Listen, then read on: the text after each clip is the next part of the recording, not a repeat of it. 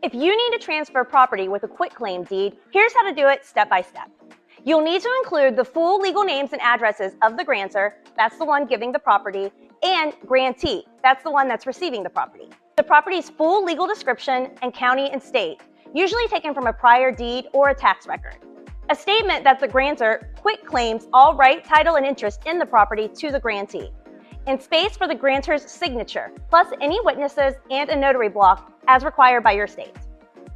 Once it's finished, the grantor signs in front of a notary if required, and in many states you also need at least one additional witness. Make sure to check the requirements in your state. Then file the original notarized deed with the land records or county recorder where the property is located, and pay the recording fee.